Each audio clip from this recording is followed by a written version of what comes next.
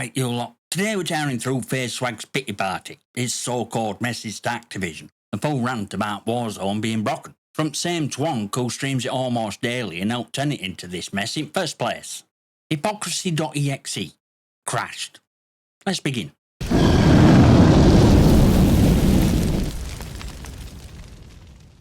Now, before we start carving, let me explain for blissfully unaware. FaZe Swagg is one of those KD over everything streamers. Ones who turned Warzone into highlight reel factory. Big numbers, flashy loadouts, zero self-awareness.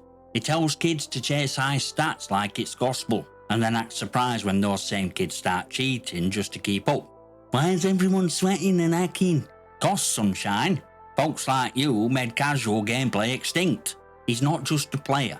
He's an influence pipeline straight into Activision's dopamine dealing business model. Warzone is broken, but he helped build damn cracks.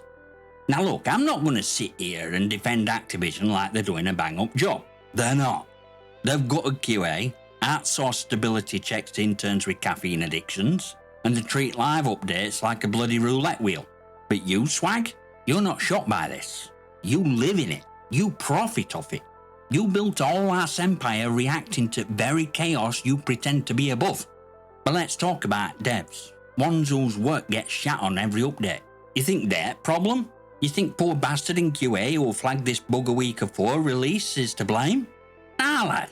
He's been overruled, underpaid, and burned out. This ain't just bad development. It's bad leadership. Corporate deadlines, quarterly earnings, boardroom bollocks. These updates aren't about fixing, they're about feeding beast. But here you are pretending like it's just started going downhill.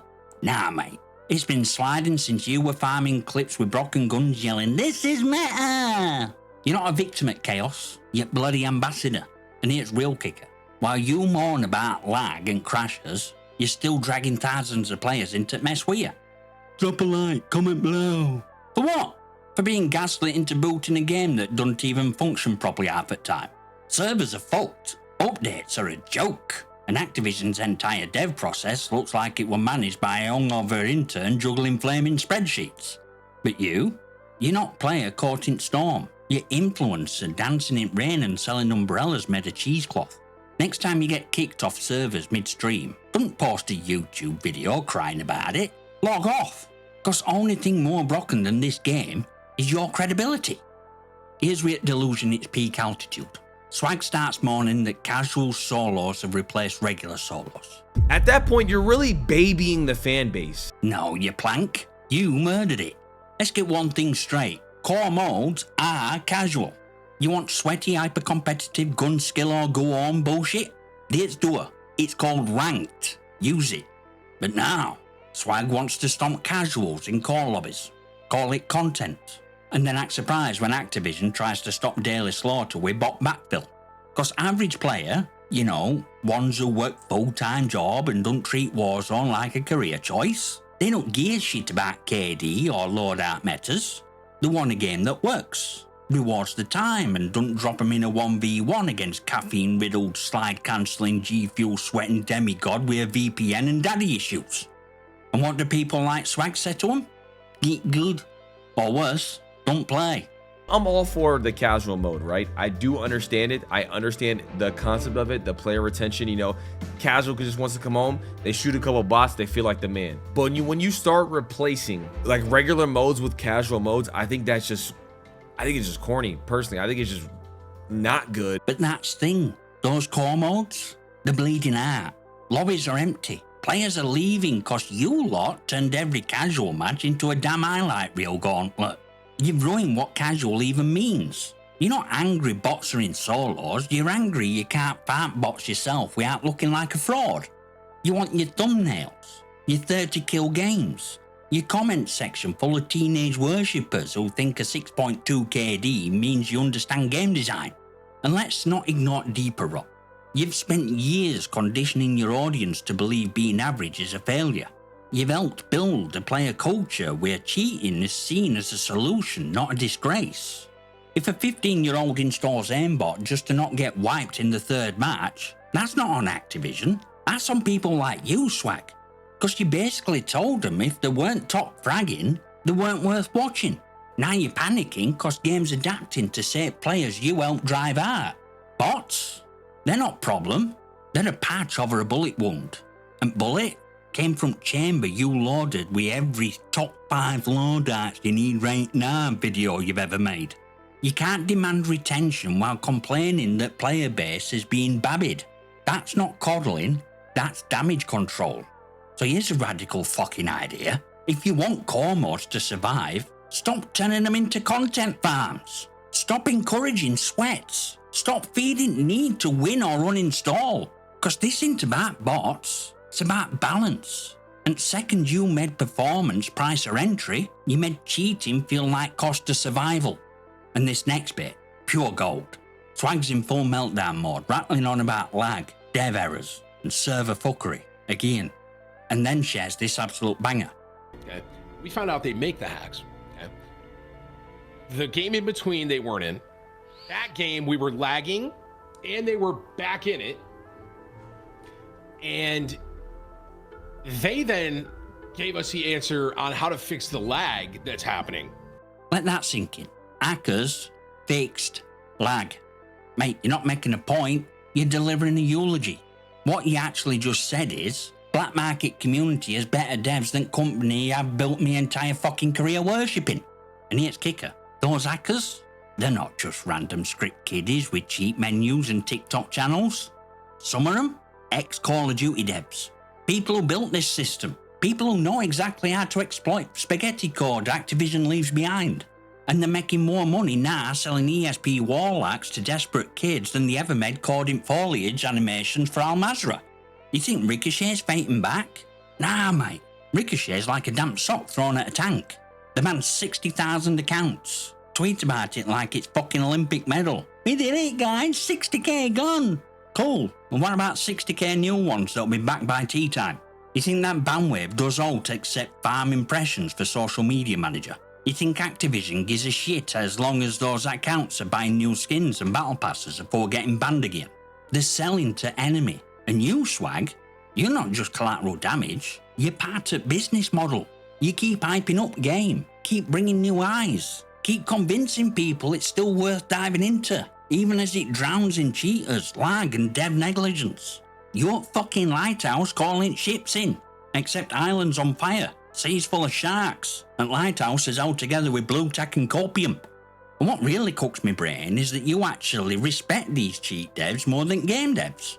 You said it yourself, they figured it out. Aye, they did. Because unlike Activision, they have incentive to keep experience stable.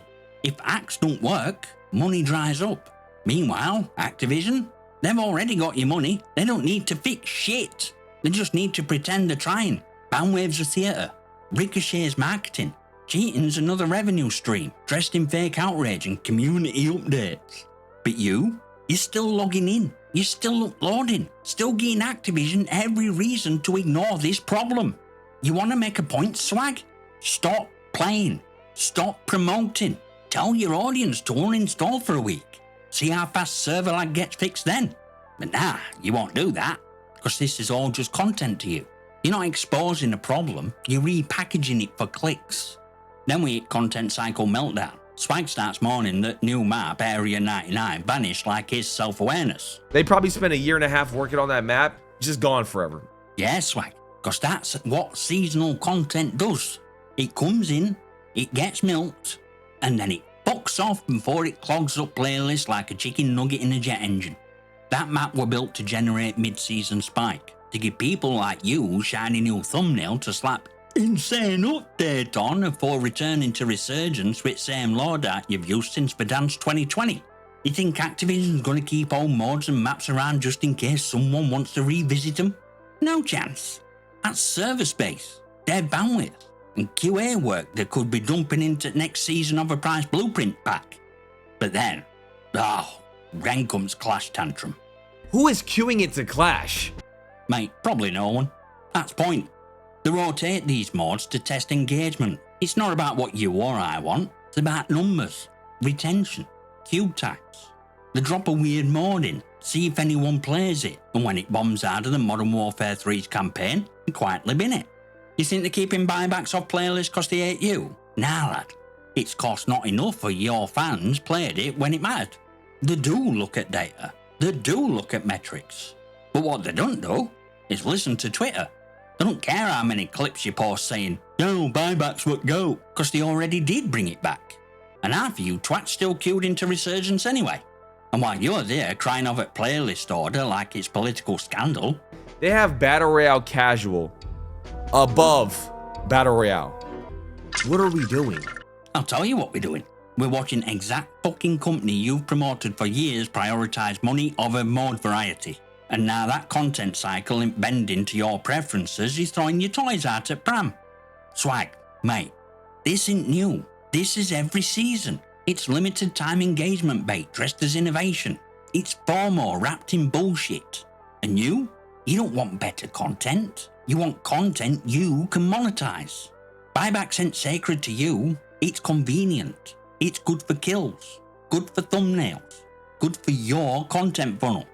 So don't sit there crying like Activision killed your dog when they removed it from rotation. They didn't remove it, they rotated it. Cause second hype dropped, so did numbers. Maybe if your viewers actually played shit you told them to try instead of just watching you, buybacks won't be sat next to Clash in fucking playlist morgue. And Swag wraps up his meltdown by calling Season 4 worst ever, then mourning that Season 5 is 70 days away, as if Activision personally walked into his bedroom and pissed on his content calendar. We had the worst update ever in Season 4, and now they push Season 5 to be 70 days? Yeah, mate.